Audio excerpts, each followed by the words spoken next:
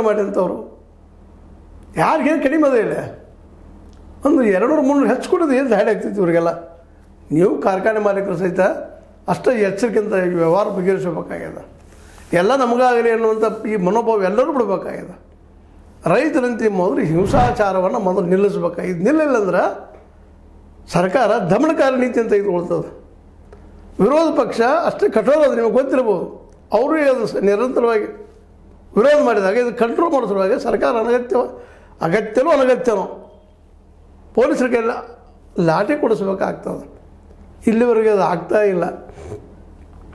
ಕಾರಣ ಅಂದರೆ ಸರ್ಕಾರ ಸಹೃದಯದ ಇಲ್ಲಿವರೆಗೆ ಕುಂತು ಚರ್ಚೆ ಮಾಡಿ ಬಗೆಹರಿಸ್ಬಿಡ್ರಿ. ರೈತರ ಹಾಳಾಗೋದು ನೀವು, ಲಾಭ ನಿಮಗಿಲ್ಲ. ಹಿಂಸಾಚಾರ ಹೇಳಿದ್ರೆ ನೀವು ತಿಳ್ಕೊಂಡಿದ್ದ ಹಿಂಸೆ ಅಂತ ಇದು ಯಶಸ್ವಿ ಆಗ್ತೈತಿ, 3,500 ಸಿಗ್ತದೆ ಅಂತ ತಿಳ್ಕೊಂಡಿದ್ರೆ ಸಿಗುತ್ತೋ ಸಿಗೋದಿಲ್ಲ, ಅದು ಸರ್ಕಾರ ಕೊಟ್ಟಿದ್ದು. ಬಟ್ ಈ ಹಾದಿ ತಪ್ಪು. ಇದನ್ನು ಖಂಡಿತವಾಗಿ ಹೇಳ್ಬೇಕಾಗಿದೆ. ನಿಮ್ಗೆ ಗುಡ್ ಎಕ್ಸಾಂಪಲ್ ಯಾರಪ್ಪ ಅಂತಂದ್ರೆ ನಮ್ಮ ಚೋನಪ್ಪ ಮತ್ತು ಶಶಿಕಾಂತ್. ಅವ್ರು ನೀವು ಟೀಕಾ ಮಾಡಿರಿ ಇವತ್ತು ಏನು ಬೈತಾ ಇದ್ದೀರಂತ, ಏನೇನು ಮಾಡ್ತಾಯಿದ್ದೀರಿ ಅಂತ. ಅದು ತಪ್ಪಲ್ಲ.